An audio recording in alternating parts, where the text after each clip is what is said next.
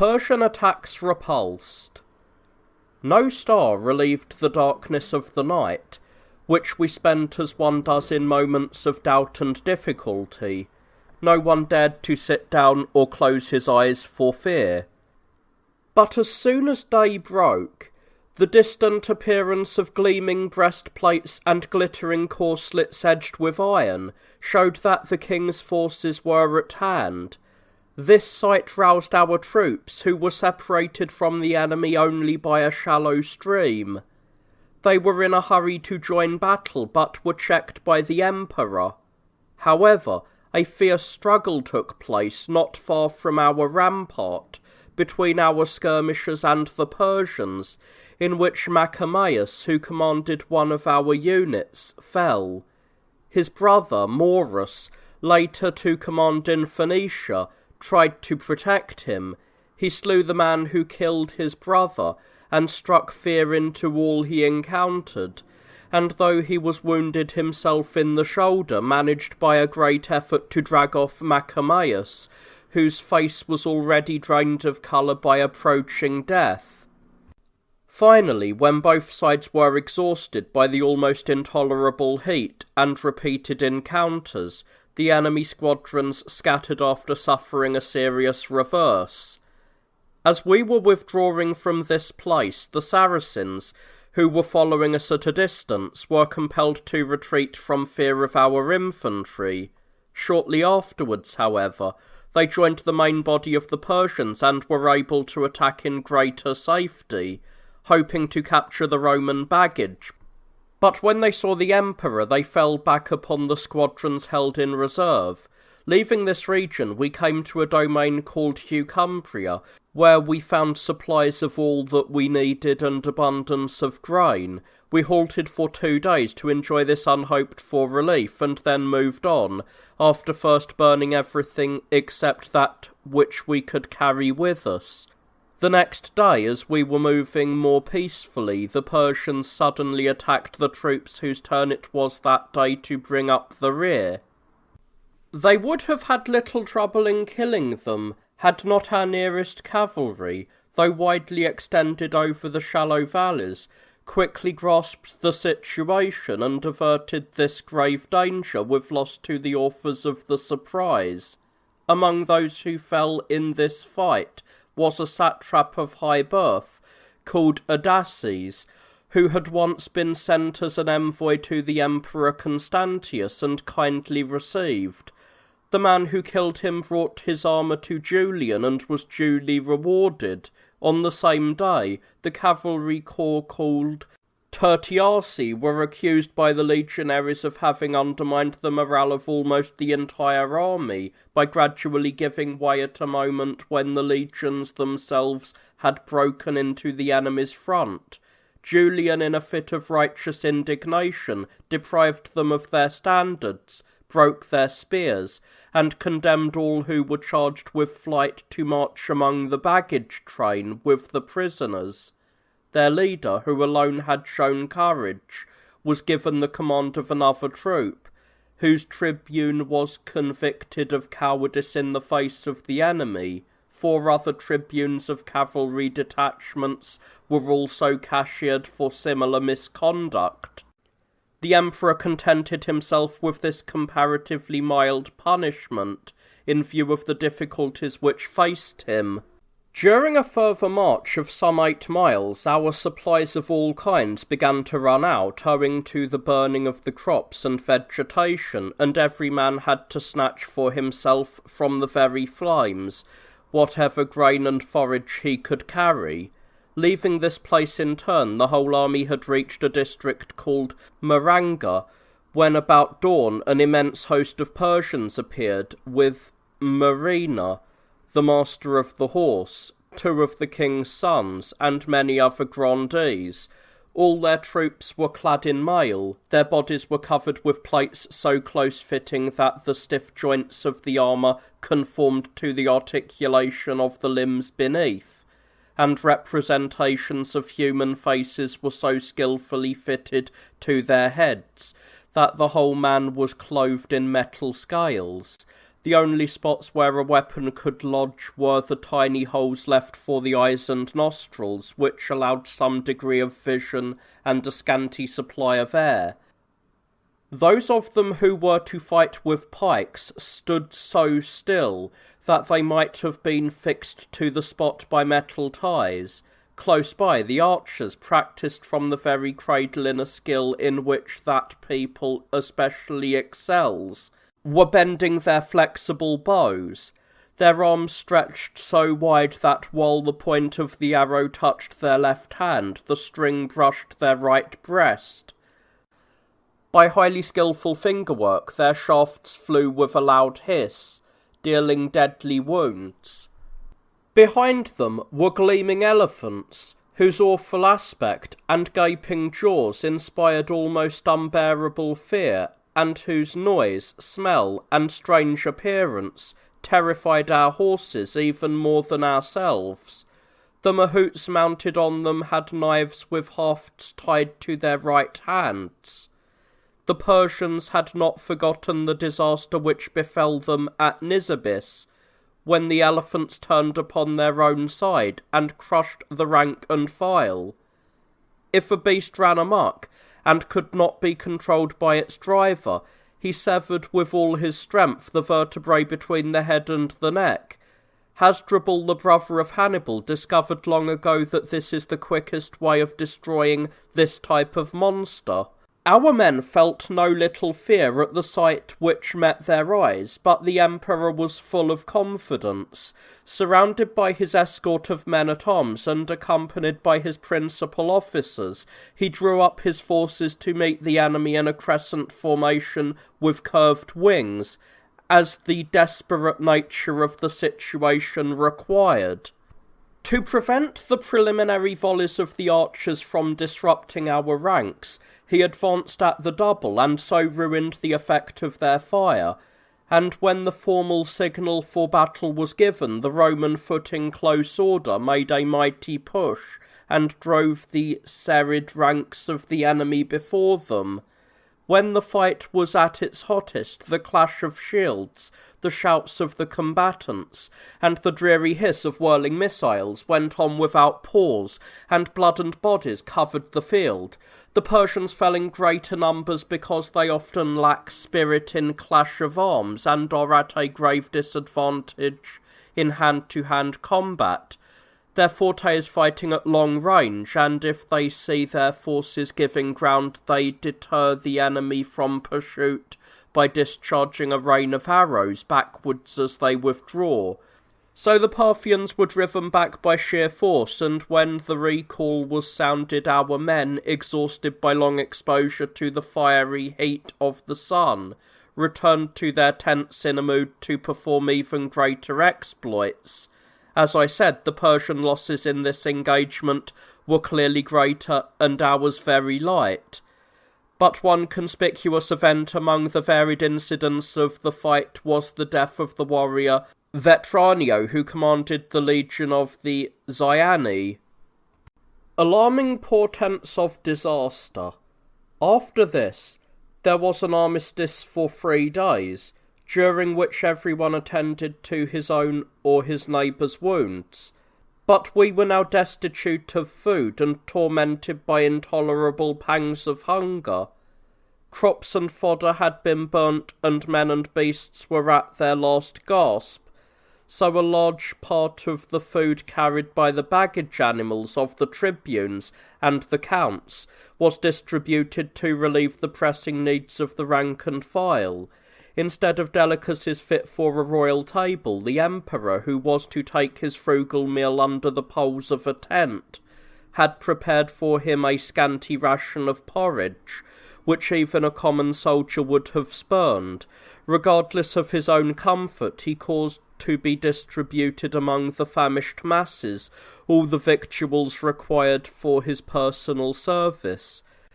At dead of night, Julian, after a short period of restlessness and troubled sleep, had roused himself as was his habit, and was writing in his tent, after the example of Julius Caesar. He was lost in the profound thoughts of some philosopher when he saw in the gloom, as he admitted to his intimates, the shape of the genius of the Roman people, which appeared to him in Gaul when he rose to the dignity of the emperor. Now it was departing in sadness through the curtains of his tent, with its head and horn of plenty veiled. For a moment Julian remained in a state of stupor.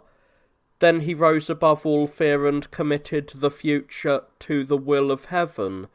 The night was far spent, and he was fully awake, so he left his bed, which was on the ground, and betook himself to prayer, using the ritual appropriate to avert evil.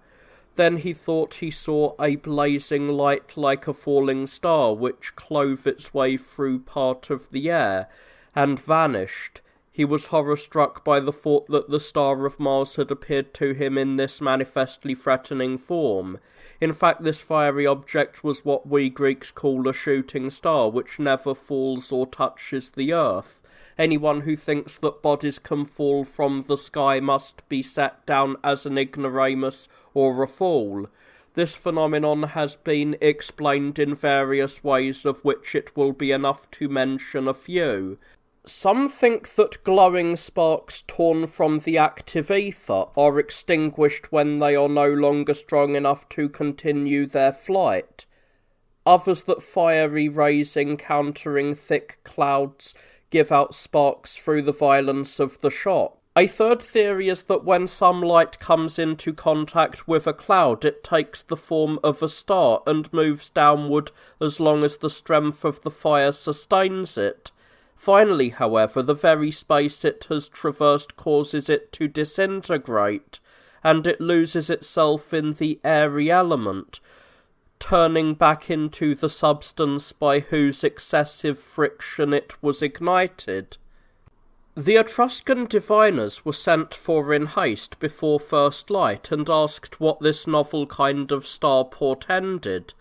They answered that the greatest care must be taken to avoid any new enterprise for the moment, and gave as their authority the Tarquinian books, which in the section on signs from heaven forbid engaging in battle or any similar operation when a fiery object is seen in the sky. Julian made light of this, as he had of many other warnings, but the diviners begged him at least to put off his departure for some hours. They could not obtain even this concession, though they brought to bear their entire knowledge of divination, and as soon as day dawned we struck camp. The death of Julian after a wound. When we set out again, the Persians, who had conceived from their frequent defeats an aversion to pitched infantry battles, adopted the tactics of ambuscade, and dogged our steps without showing themselves. They kept the marching troops under observation from high hills on either side, and our men, haunted by consciousness of this, passed the entire day without building a rampart or protecting themselves by a palisade. Our flanks were strongly guarded, and the army was moving in battle formation, though with some raggedness owing to the nature of the ground, when the emperor, who had gone ahead unarmed to reconnoitre, was told that our rearguard had been suddenly attacked from behind. Shocked by this disaster, he forgot his breastplate, and in his hurry simply laid hold of a shield.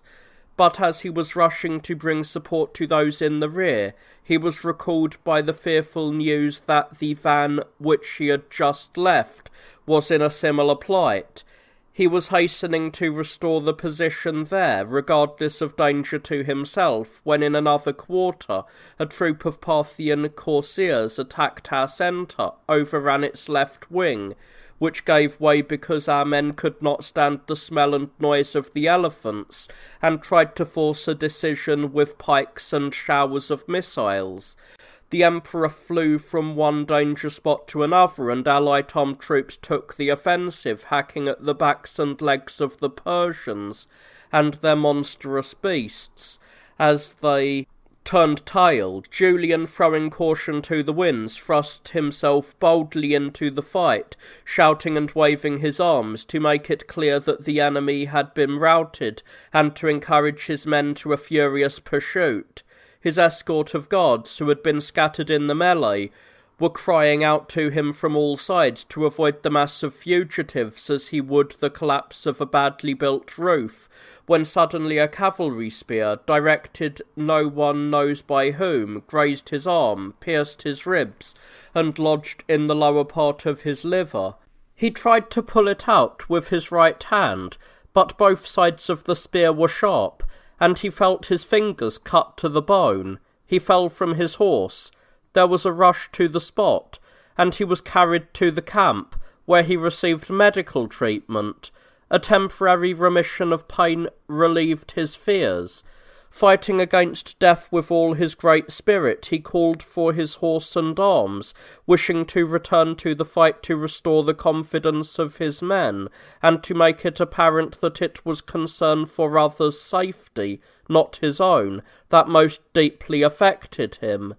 He showed the same spirit, though in different circumstances, as the famous general Ammianus, who, when he was fatally wounded at Mantinea and carried out of the fight, asked with particular anxiety after his shield.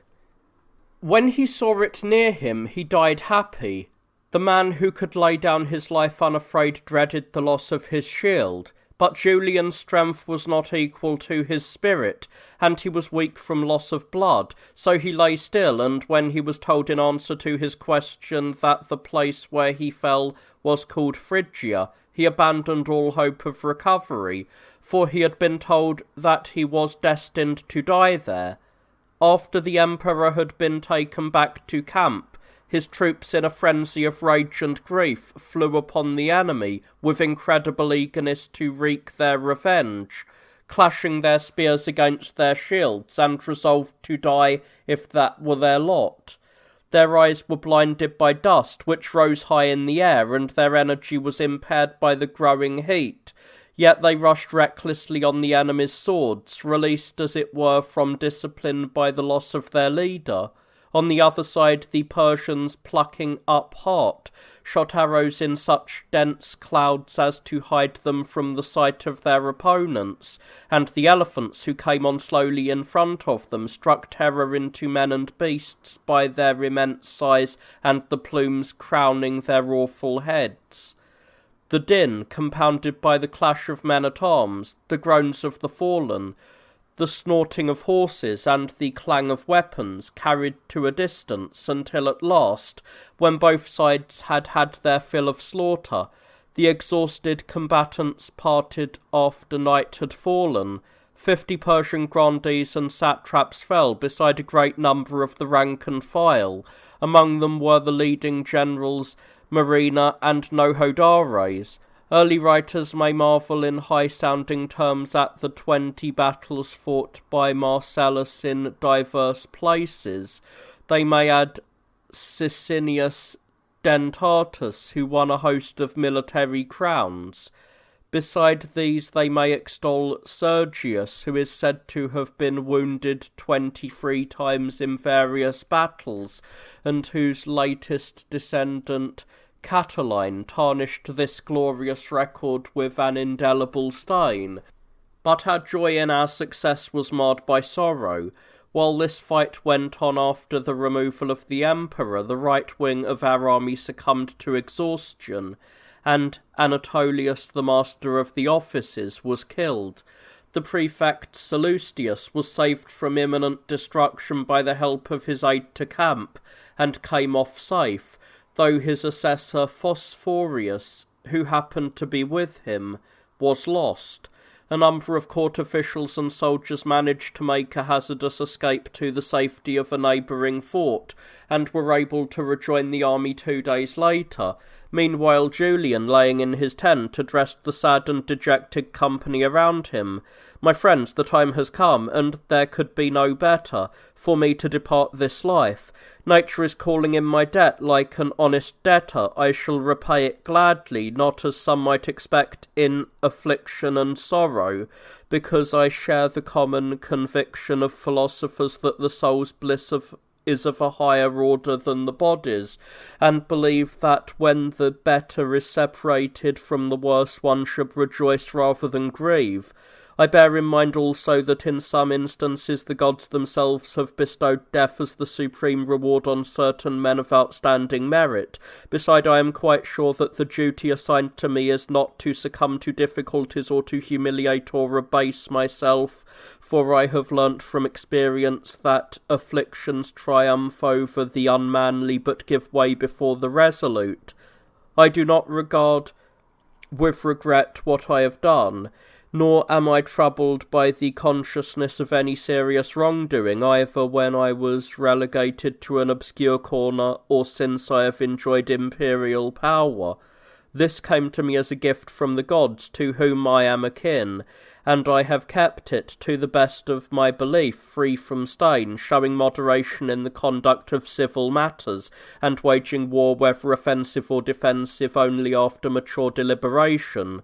But well-conceived plans are not always attended by success, and the ultimate outcome of any enterprise is in the hands of the powers on high. Believing that the aim of a just ruler should be the welfare and safety of his subjects, I have always, as you know, been inclined to peaceful courses, and banished from my actions all lack of restraint, which corrupts conduct as well as character.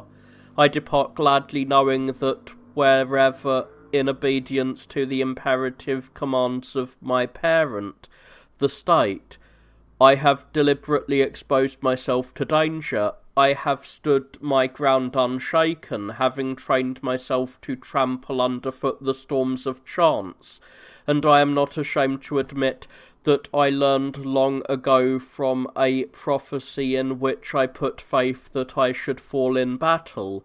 I give thanks to the everlasting God that I am not dying through secret conspiracy or from a painful and lingering disease or as a condemned criminal, but have been found worthy to take so honourable a departure from the world in the midst of a successful and glorious career.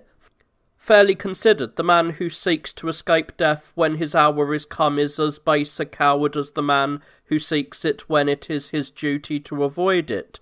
My strength is failing, and those words must suffice. I deliberately refrain from speaking of the choice of my successor.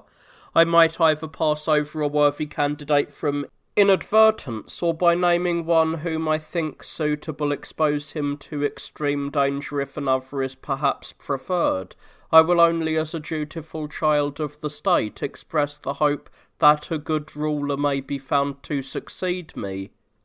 After speaking to this effect in a calm tone, he asked for Anatolius, the master of the offices, intending to express his last wishes for the distribution of his personal possessions among his closest friends. The prefect Sallustius told him that Anatolius was happy.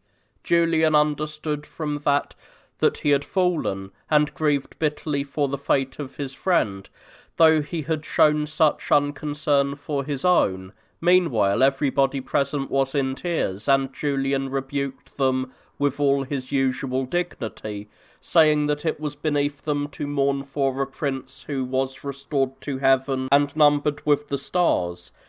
This kept them silent when Julian engaged in a deep discussion with the philosophers Maximius and Priscus on the sublime nature of the soul. Suddenly the wound in his side gaped wide, and swelling in his veins obstructed his breath. He asked for and drank some cold water, and then, at the dead of night, expired peacefully. He was in his 32nd year. He was born at Constantinople and was left an orphan in childhood by the death of his father Constantius, who lost his life with many others in the troubles about the succession which followed the death of his brother Constantine, and of his mother Basilina, who came from an old and noble family. The character of Julian. Julian must be reckoned a man of heroic stature, conspicuous for his glorious deeds and his innate majesty. Philosophers tell us that there are 4 cardinal virtues: self-control, wisdom, justice, and courage, and in addition to these, certain practical gifts: military skill, dignity, prosperity, and generosity. All of these Julian cultivated both singly and as a whole with the utmost care. To begin with, he was so spectacularly and incorruptibly chaste that after the loss of his wife he never tasted the pleasures of sex, but kept in mind what we read in Plato about the tragedian Sophocles. When Sophocles was asked in extreme old age whether he still had intercourse with women, he answered no, and added that he was glad to have escaped from slavery to so mad and cruel a tyrant as love. To strengthen this resolve, Julian was in the habit of repeating a saying from the lyric poet Bacchylides, one of his favourite authors, to the effect that chastity adds lustre to a life of high ideals, just as a good painter enhances the beauty of a face. In his mature manhood, he avoided the weakness so rigidly that even his closest attendants never so much as suspected that their master, as such people often do, had the slightest indulgence in lust. This kind of self-control was strengthened in him by his sparing use of food and sleep, a habit to which he adhered ostensibly both at home and in the field. In times of peace, the frugality of his regime and of his table excited the wonder of good judges. He seemed on the point of reassuming the dress of a philosopher. On his various campaigns he was to be seen partaking of a poor and scanty fare, which he often ate standing like a common soldier. His frame was inured to fatigue, and when he had refreshed himself with a short allowance of sleep, he would on waking personally superintend the relief of sentries and pickets, and after this important task betake himself to his studies. And if the lamps by which he worked at night could have spoken, they would without doubt have testified to the difference between him and some other emperors, since they knew that he refrained from indulging even in such pleasures as human nature requires. Evidence of his wisdom is abundant, and a few examples will suffice. He was highly skilled in the arts of both war and peace. He set great store by citizenly behaviour, and made only such claims for himself as he thought necessary to preserve a mean between abjectness and insolence. In the qualities that make a man, he was older than his years. He showed keen interest in all legal inquiries, and was sometimes an inflexible judge. He was a very strict censor of conduct.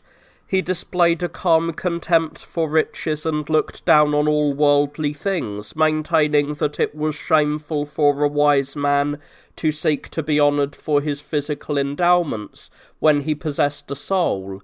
Of his excellence in the administration of justice there is ample proof. For one thing, he took into account the circumstances of a case and the persons involved, and he could inspire fear without being cruel. Next, he chose to check wrongdoing by making an example of a few, and preferred the threat of the sword to its actual use.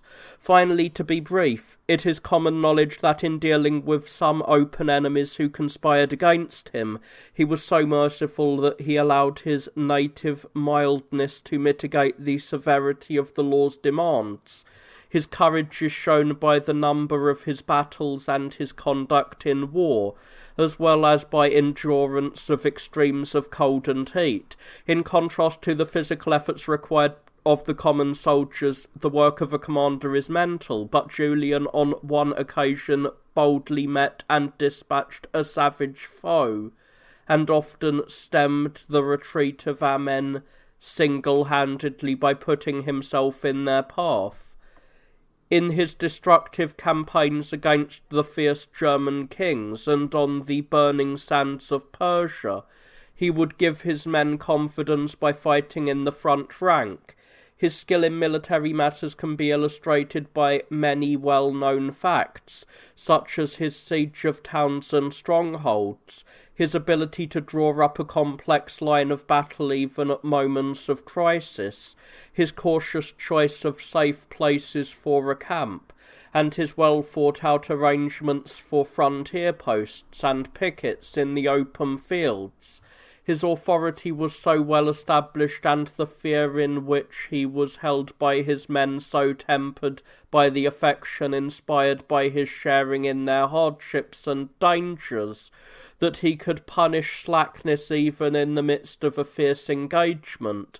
Moreover, while he was still Caesar, as I related a long way back, he kept his hold on his troops, though they were without pay and at grips with savage tribes, and once, when he was faced by a mutiny, he threatened that he would retire into private life if they did not return to their duty. Lastly, this single example will serve as well as many. Simply by addressing them, he persuaded his Gallic troops, accustomed to the frosts of their native Rhine, to follow him on a long march over strange countries, and brought them through the torrid plains of Assyria into the very borders of Media.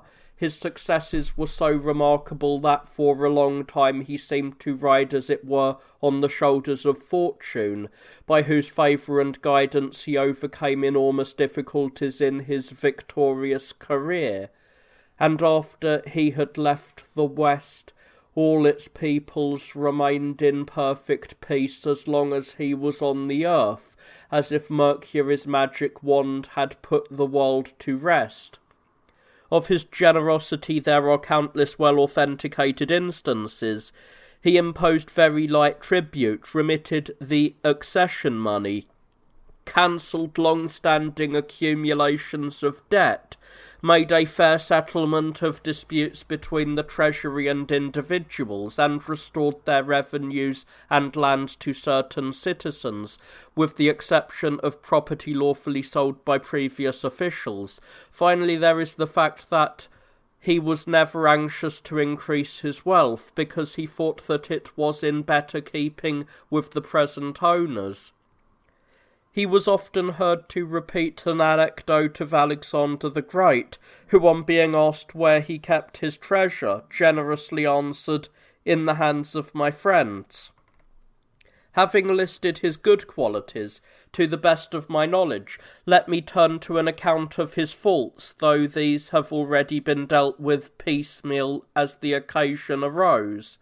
His temperament was impulsive, but he compensated for this by the excellent habit of allowing himself to be corrected when he went wrong. He was a copious talker, and very seldom silent. He was too much given to divination, and seemed in this respect to rival the Emperor Hadrian. He was superstitious rather than genuinely observant of the rites of religion, and he sacrificed innumerable victims regardless of expense.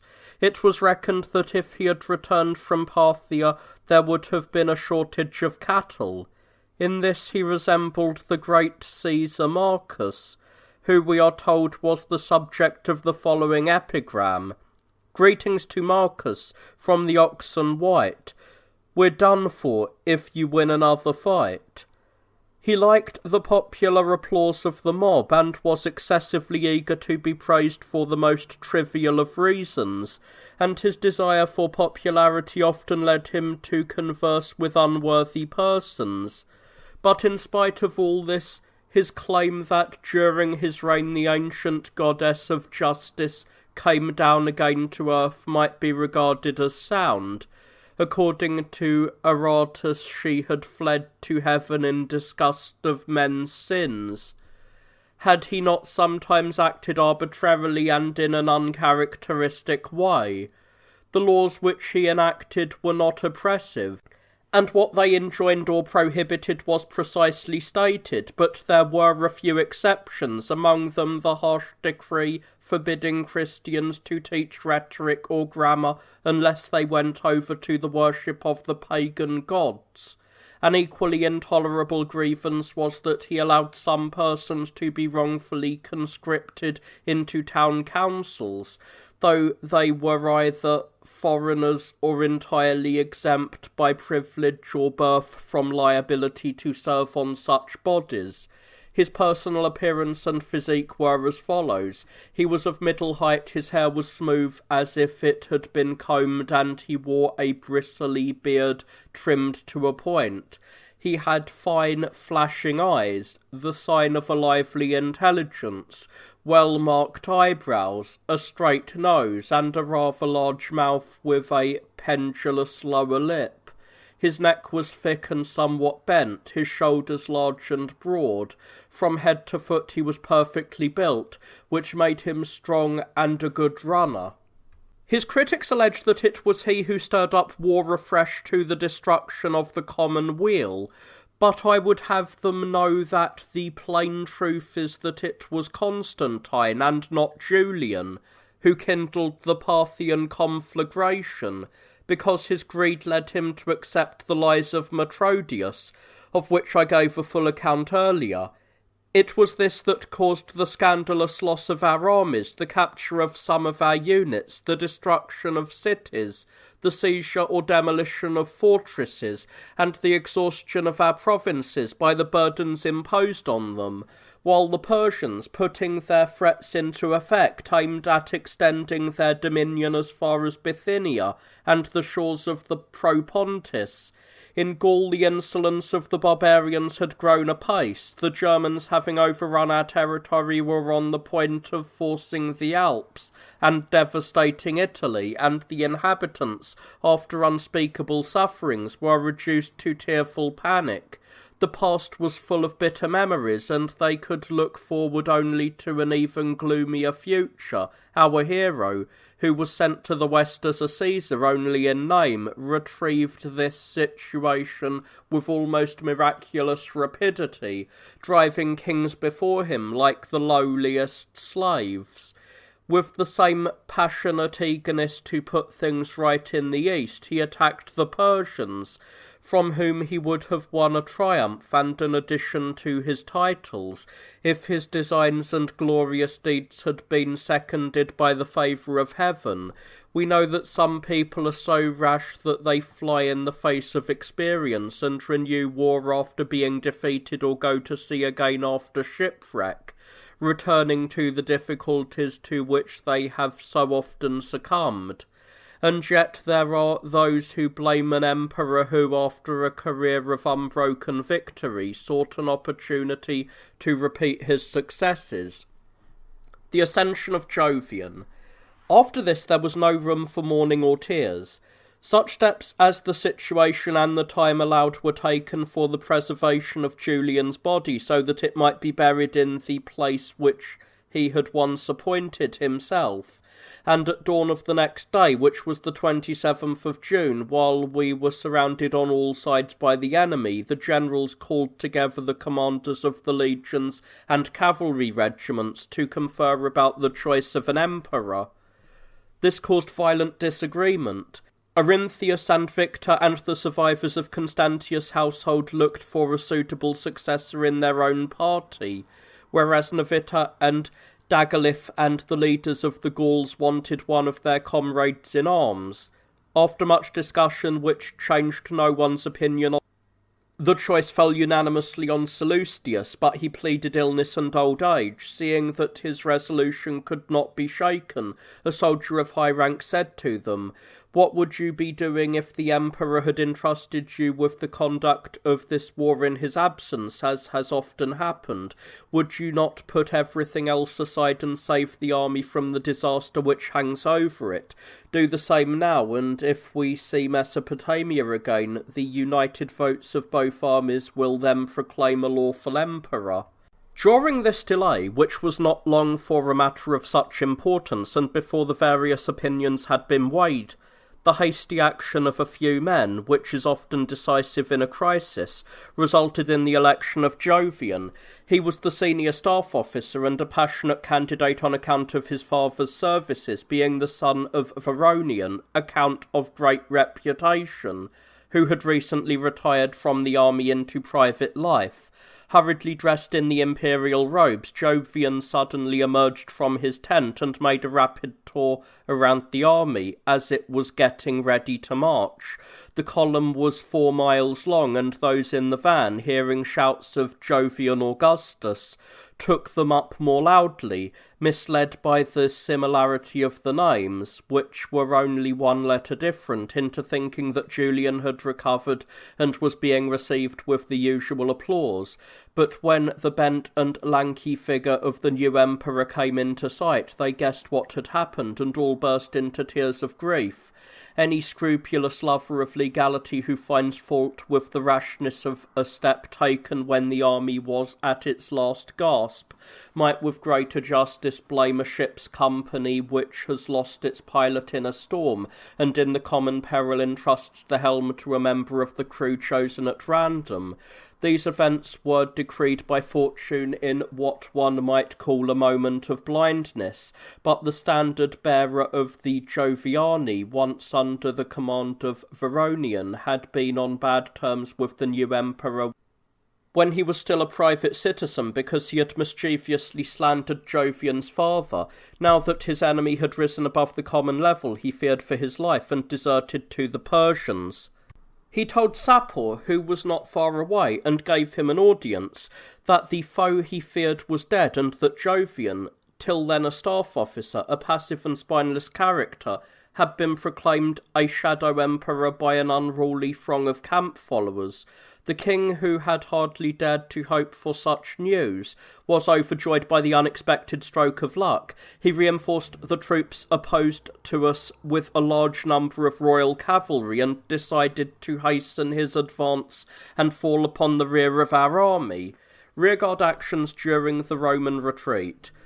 While these steps were being taken on both sides, victims were sacrificed on behalf of Jovian and their entrails inspected. On the strength of this, it was announced that ruin would ensue if he persisted in his plan of staying within the rampart, but that if he marched out he would prevail. Just as we were beginning to move, the Persians attacked with elephants in front. At first their smell and the horror of their approach threw horses and men into confusion, but the Joviani and Herculani killed a few of the brutes and put up a stout resistance against the mail-clad horse. Then the legions of Jovi and Victors came to the aid of their distressed comrades and killed 2 elephants and a considerable number of the enemy.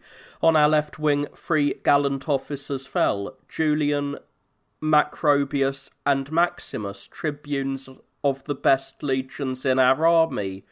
They were buried as well as the difficulties of the moment allowed, and we were pressing on towards a fortress called Sumeri, when towards nightfall we recognised the corpse of Anatolius lying in the road and hastily committed it to the earth. Here too we were rejoined by 60 soldiers and some court officials who, as I said earlier, had taken refuge in a deserted fort. The next day, the best place we were able to choose for our camp was a valley protected by natural walls except for one broad exit. We fortified our position with a palisade of stakes with points as sharp as swords.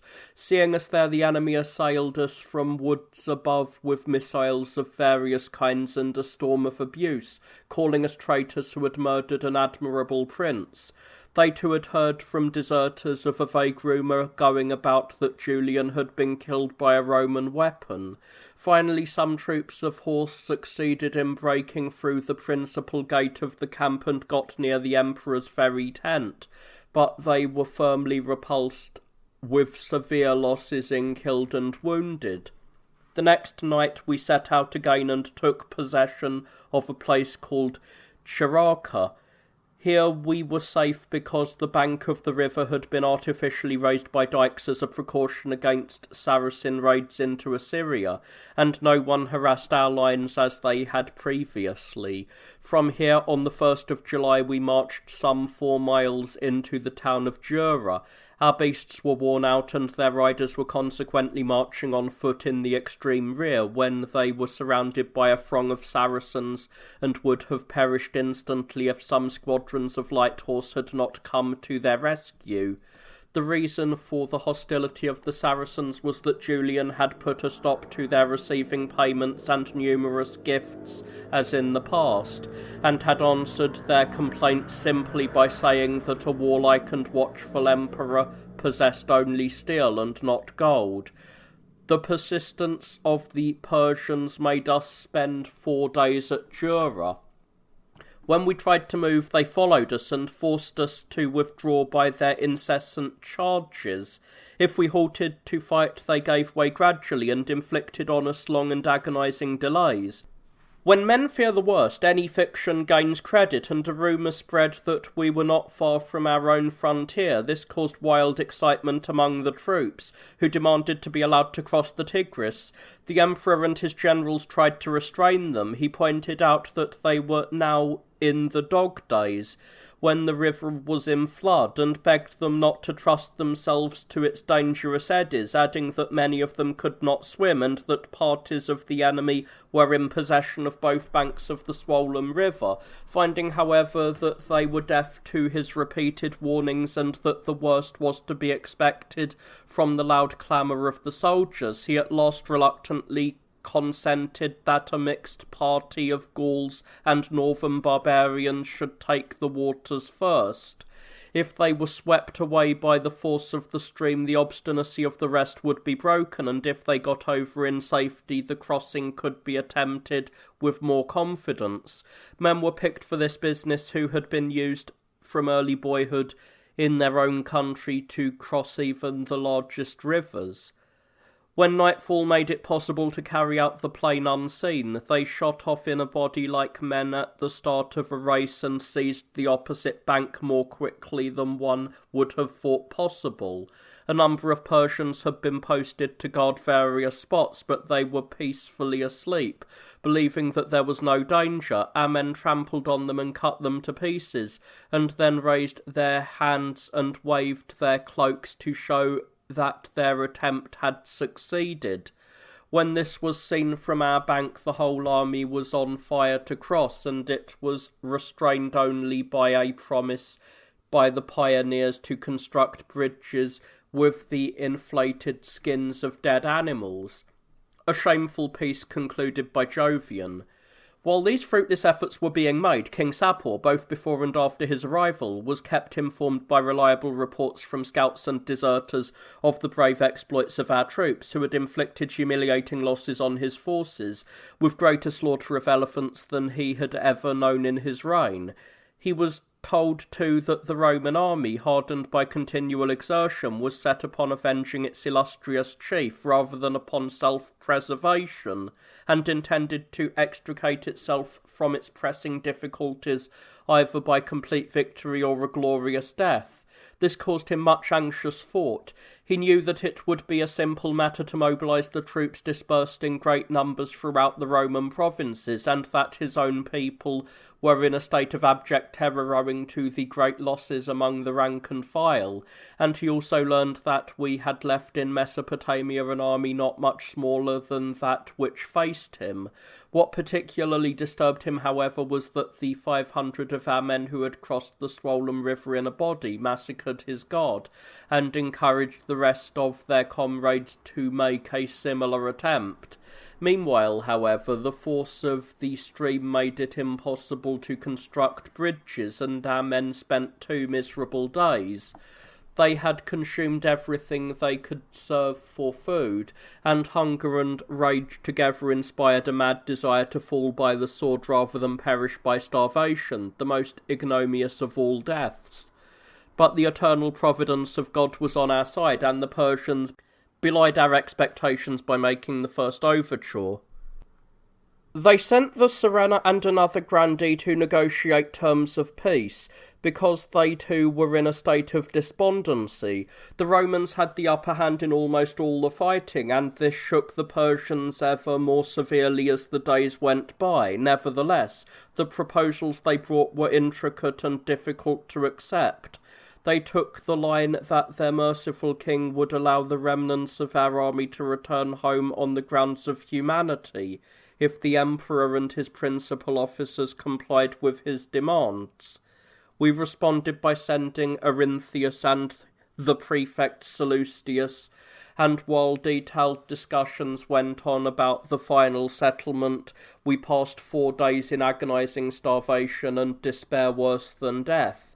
If before sending his representatives the emperor had employed this period to effect a gradual withdrawal from enemy territory, he could undoubtedly have reached the refuge of Ketone-Kun, a fertile region which was in our hands and only a handful of miles from the scene of these events. The king stuck obstinately to his demands for what he called his own possessions, the territory that is seized long before by Maximian. In the course of the negotiations it emerged that he required as our ransom 5 regions on the far side of the Tigris: Arzain, Moxone, and Zabdicene, together with Ramin and Ketone-Kun, and 15 forts, as well as Nisibis and Singara, and the Moors fort, a strong point of critical importance. It would have been better to fight 10 times over rather than surrender any of these, but the faint-hearted emperor was under pressure from a clique of flatterers, who planted in his mind the dreaded names of Procopius, and declared that if, on hearing the news of Julian's death, Procopius returned with the forces under his command intact, he could easily engineer a revolution that would meet with no resistance. The constant repetition of this fatal suggestion excited the emperor's fears. He accepted all the king's demands without hesitation, obtaining, though only with difficulty, the concession that Nisibis and Singara should be transferred to the Persians without their inhabitants, and that the Roman garrisons in the forts to be surrendered should be allowed to return to our territory. A further disastrous and shameful condition was that once the treaty was signed we should never give any help against the Persians to our consistently faithful friend Arsaces. This had a double object: first, to punish the man who had laid Chilocomum waste on the emperor's orders, and second, to leave open the possibility of subsequently invading Armenia at will. The ultimate consequence was that Arsaces was taken prisoner, and that in the quarrels and confusion that ensued, Artaxerxes, with a great tract of Armenia bordering on Media, was seized by the Parthians. On the conclusion of this shameful treaty, men of distinction were exchanged as hostages, to be a security against any breach of the conditions during the armistice. Ours were Novita, Victor, and 2 tribunes of famous units. Theirs were Bineses, one of their grandees, and 3 other satraps of note. So after peace had been made for 30 years and ratified by solemn oath, we returned by another route, avoiding the rough and broken ground by the river, and suffering from lack of food and drink. Return to Mesopotamia. This peace, which was ostensibly granted on grounds of humanity, resulted in loss of life on a large scale. Many of our men, who were at their last gasp from starvation and had therefore gone ahead unnoticed, were either drowned in the depths of the river because they could not swim, or else, if they succeeded in reaching the opposite bank, were seized by the Saracens or Persians, who, as I said just now, had been routed by the Germans, and were either slaughtered like cattle or transported to a distance to be sold as slaves. But when the trumpeters sounded to give the official order to cross, the eagerness with which men embraced danger was prodigious. Everyone strove to get ahead of the rest in his haste to escape from a frightful situation. Some embarked on hastily constructed rafts, keeping hold of their animals, which swam beside them. Others, by using bladders and various other expedients under the pressure of necessity, took an oblique course across the opposing current. The emperor himself, with a small suite, crossed in the little craft which I said were left intact when the fleet was burned, and ordered these boats to go backwards and forwards until all were ferried over. At last we all reached the furthest bank, except those who were drowned, and by the favour of heaven made a hair's breadth escape. While we were still oppressed by fear of trouble to come, we learned from our scouts that the Persians were building a bridge out of our sight, supposing now that the storm of war had been lulled by a firm treaty of peace, that we should march more carelessly, and that they would be able to fall upon our sick and our exhausted beasts. Finding, however, that they had been discovered, they desisted from their wicked design. Relieved of this fresh anxiety, we arrived by forced marches in the neighbourhood of Harta, an old town lying in the wilderness and long since abandoned. On various occasions the warrior emperors Trajan and Severus had attacked it and themselves almost perished with their armies. I have described these incidents in my account of their reigns. We learned that for a distance of 70 miles over the arid plain we should find no water that was not salt and stinking, and nothing to eat but southern wood, wormwood, dragonwort, and other bitter herbs. All the receptacles we had with us were filled with fresh water, and food of a sort, however unwholesome, was provided by the slaughter of camels and baggage animals. After we had marched for 6 days and could no longer even find grass, the last resource of the destitute, Cassian, the commander in Mesopotamia, who had been sent on some time before for the purpose with the tribune Marcius, met us at the Persian fortress of and brought us food from the stores which the army left with Procopius and Sebastian, and saved by strict rationing. From this place, a notary also called Procopius and the military tribune Memoridus were sent to the regions of Illyricum and Gaul to announce the death of Julian and the elevation of Jovian to the imperial throne.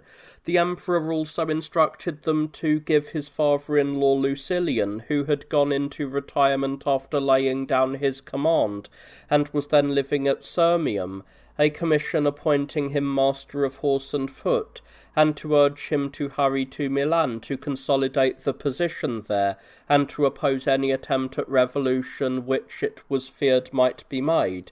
The official document was accompanied by a private letter telling Lucilian to take with him certain people of tried energy and loyalty, whose help he could use as circumstances required. A prudent step was to send Malaric, who was then in Italy on business of his own, a commission to succeed Jovianus, the commander-in-chief in Gaul.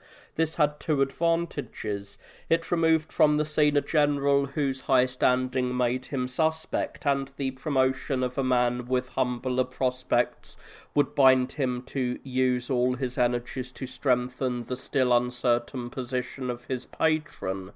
The men who were sent on these missions were instructed to represent what had happened in the best possible light, and to spread an agreed report, wherever they went, that the Parthian campaign had ended in success. They were to travel by night as well as day, and communicate the new emperor's message to the provincial governors and commanders. After secretly sounding the opinion of all, they were to hurry back with their answers, so that mature and careful plans for strengthening the emperor's power might be based on knowledge of what was happening in distant regions. The errand of these messengers was forestalled by rumour, the quickest transmitter of disastrous news. It flew through provinces and people and struck the inhabitants of Nisibis in particular with bitter grief. They learned that their city had been surrendered to Sapor, whose wrath and enmity they feared, recalling what losses they had suffered in his repeated attempts to take it by storm. It was generally held that the eastern world could have fallen into the hands of Persia, but for the resistance of this well-placed and strongly fortified town. The wretched inhabitants, in spite of their fears for the future, were yet sustained by one slight hope. The emperor, either spontaneously or in response to their entreaties, would surely keep in its present state the city which was the strongest bulwark of the East. While different reports of what had happened were being disseminated, the army, having exhausted the scanty supplies whose arrival I have mentioned, would have been reduced to the necessity of feeding on human flesh, had not the meat of the slaughtered animals lasted a little longer, but famine caused most of our arms and pack animals to be thrown away. The hunger which consumed us was so fearful that if, as rarely happened, a single peak of meal was found, it commanded a price of 10 gold pieces, and that was for to bargain. Setting out from we reached Philsaithaeta, where we were met as duty required by Sebastian and Procopius, with the tribunes and officers of the troops entrusted to them for the defence of Mesopotamia. They were cordially received and went with us. Finally, after forced marches, the welcome sight of Nisibis met our eyes. The emperor formed a standing camp outside the city and ostensibly resisted the earnest entreaties of a huge throng that he would enter and occupy the place like his predecessors. It put him to blush that an impregnable city should be handed over to an angry foe while he was within its walls. Here in the gloom of evening, Jovian, the chief notary, the man who, as I related, had been one of those who sprang out of the mine at the siege of Mesomalica, was seized while he was at dinner, taken to a lonely place, thrown headlong into a dry well, and pelted to death with stones. The reason was that after Julian's death, a few people had spoken of him as a suitable candidate for the throne, and when Jovian was elected he did not behave discreetly. He was heard muttering about the matter, and from time to time he invited some of the officials to his table. Surrender of Nisibis, Singara, and 5 regions. The next day, Bineses, a Persian whose high standing I have mentioned, hastened to carry out the king's orders and urgently demanded the implementation of our promises. With the permission of the Roman emperor, he entered the city and planted the standard of his nation on the citadel, thus confirming the lamentable news that the inhabitants must leave their native place. At this order for a sudden and complete evacuation, they begged with outstretched arms and tears in their eyes that they should not be compelled to go, declaring that they were strong enough to defend their homes by themselves, without support from the state in provisions and men, and that they were sure that justice would come to their help in their fight for their birthplace, so as often happened in the past. But these entreaties by council and people might have been addressed to the winds. The emperor refused to incur the guilt of perjury. This at least was his pretext, though in fact what he feared was something quite different. Then Sabinus, who stood high among his fellow citizens on account of his wealth and birth, burst into a flood of words. Constantius, he said, after several defeats by the Persians in the course of a cruel war, had finally been driven to take refuge with a few others in the defenceless fort of Hyberta. Yet he lived on a crust of bread begged from an old peasant woman. Yet to his last day he never surrendered anything, whereas Jovian was beginning his reign by abandoning the barrier protecting his provinces, behind which they had remained unharmed from the earliest times. But it was no good. The emperor persisted in sheltering behind the sanctity of his oath. For some time he refused the crown that was offered him, and at last accepted it only under pressure. This caused an advocate called Silvanus to exclaim boldly, "May your majesty be crowned thus in the cities that remain." This angered the emperor, and in spite of their protestations, he ordered all the inhabitants to leave the town within 3 days. So the word was given to apply compulsion and to threaten all those who delayed with death. The city was filled with lamentation and grief. Nothing was to be heard but one universal wail. Married women tore their hair at the prospect of being driven into exile from their homes in which they had been born and brought up. Mothers who had lost their children or been widowed were forced away from the tombs of those they loved. The weeping throng embraced the doorposts and thresholds of their homes in floods of tears. The different roads were crowded with refugees dispersing as best they could. In their haste, many people smuggled away such of their goods as they thought they could carry. The rest of their property, however extensive and valuable, they disregarded, being compelled to abandon it for lack of transportation. At this point, we may well reproach the goddess who controls the fortunes of the Roman world.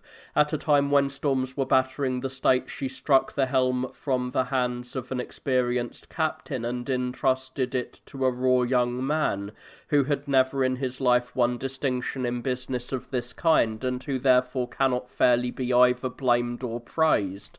But what cut patriots to the very heart was that fear of a rival, and the thought that ambitious designs had often had their beginnings in Gaul or Illyricum, led him in his eagerness to outstrip the news of his coming to commit an act unworthy of an emperor, and on the pretext of avoiding the guilt of perjury to betray Nisibis, which from the time of King Mithridates had struggled with all its might to prevent the East falling into the hands of the Persians.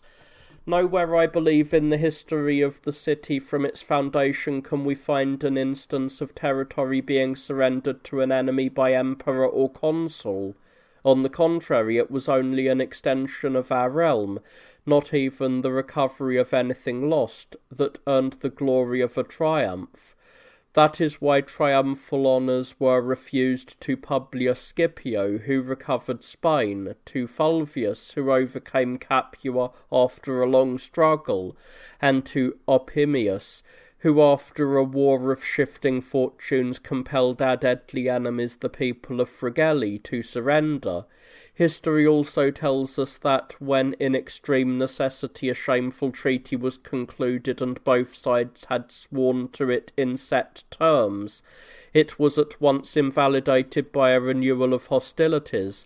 This happened in early days when our legions were made to pass under the yoke at the Caudine Forks in Samnium, and also when Albinus had contrived an infamous peace in Numidia. A third instance occurred when Marcellinus, the author of a treaty made in disgraceful haste, was repudiated and given up to the people of Numantia. So, after the expulsion of the citizens and the surrender of the city, the tribune Constantius was sent to hand over the fortress and the regions about them to Persian grandees. At the same time, Procopius was dispatched with Julian's remains to be buried in accordance with his own directions in the suburb of Tarsus. Procopius set out on his errand, and as soon as the funeral was over, disappeared.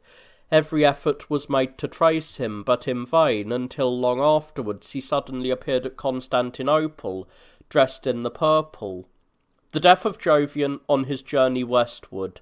After these events, and a hurried march, we reached Antioch. There, for days on end, there was a series of dreadful portents which seemed to indicate the anger of God, and the interpreters of prodigies declared that their outcome would be disastrous. The statue of the Caesar Maximian in the vestibule of the palace lost the bronze celestial sphere which it carried. The beams in the council hall cracked horribly, and comets were seen in broad daylight. The emperor stayed but a short time at Antioch. He was bowed down by the weight of his anxieties and consumed by an extraordinary eagerness to leave the palace. So he set out in midwinter, in spite of the many unfavourable omens I have mentioned. Sparing neither beasts nor men, he entered Tarsus, the famous city of Cilicia, whose foundation I have already described. Here too he was in a fever to depart, but he gave orders for the embellishment of Julian's tomb, which lay on the outskirts of the city, on the road which leads to the passes over Mount Taurus. If proper consideration had then been given to the matter, Julian's ashes should not lie within sight of the Cydnus, beautiful and limpid though it is. To perpetuate the memory of his exploits, they should have been laid where they might be lapped by the Tiber, which intersects the Eternal City and skirts the monuments of earlier deified emperors. After leaving Tarsus, Jovian came by forced marches to Tyana, a town in Cappadocia, where the notary Procopius and the tribune Memoridus met him on their return. They gave him an account of what had happened in proper order, beginning at the point when Lucilian entered Milan.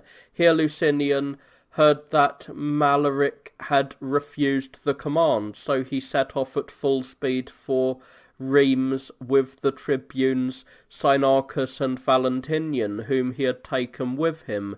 Then, however, he went off the rails, to use a slang expression, and behaved as if profound peace prevailed. Although the situation was very uncertain, he devoted himself most unseasonably to examining the accounts of a former financial officer, who, knowing that he was guilty of fraud, fled to the army with a story that Julian was still alive and that a nobody had attempted a revolution. These falsehoods provoked a storm of excitement among the troops, and Lucilian and Sinarchus were killed.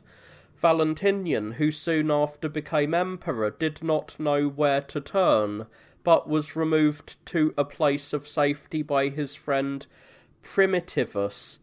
These gloomy tidings were followed by another item of a cheering kind, to the effect that a number of what soldiers call brass hats were on their way from Jovianus to announce that the army in Gaul cordially welcomed Jovian as emperor. When this was known, Valentinian, who had returned with these people, was given command of the 2nd division of the Scutari, and Vitellian, who served in the Euruli, and who was later raised to the rank of count and came to grief in Illyricum, was promoted to the guards. Arinthius was at once sent to Gaul with a letter to Jovianus urging him to act with resolution and maintain his position. He was also ordered to punish the originator of the trouble and to arrest the ringleaders and send them to the court. When these steps had been taken to meet the situation, the officers from Gaul were seen by the emperor at Aspuna, a small town in Galatia. The news they brought was warmly welcomed in a formal audience, and they were rewarded and told to return to their posts. When he reached Ankara, the emperor had such preparations made for the ceremony as circumstances permitted, and he assumed the consulship of 364 AD, taking as his colleague his son Veronian, who was still a small child. Veronian cried and struggled obstinately to escape being carried to the curule chair in accordance with tradition, and this was an omen of what happened soon afterwards. From this point, fate drove Jovian rapidly on to meet his appointed doom. After arriving at Dedastana, on the border between Bithynia and Galatia, he was found dead in his bed. There are a number of conflicting accounts of the circumstances of his death. It was said that he was overcome by the noxious smell of fresh plaster in his bedroom, or that the fumes of a huge fire brought on cerebral congestion, or that he died of indigestion after eating to excess. He died in his 33rd year. His death was like that of Scipio Aemilianus, and I have not yet heard of a serious investigation into either case. He had a dignified gait and a cheerful expression. His eyes were grey, and he was enormously tall, so tall that for some time no royal robe could be found to fit him. He modelled himself upon Constantius, and sometimes continued with serious business until after midday, and he was in the habit of jesting in public with his suite. He was an adherent of the Christian faith, and took some steps to exalt it. He was no more than moderately well educated, but he was of a kindly disposition, and careful in his choice of officials, as was clear from the few appointments that he made. But he was greedy and given to wine and women, faults which regard for the dignity of his position might have led him to correct. It was said that his father, Veronian, had previous intimation of what would happen from a dream, when he confided to two close friends, adding that he himself would also wear the consular robe. Part of his prophecy came true, but he was disappointed of the rest. He heard of his son's elevation, but death carried him off before he saw him again. As for what the old man was told in his dream about the highest magistracy falling to one of his name, it was Veronian, his grandson, still a small child, who was proclaimed consul with his father Jovian, as I have related.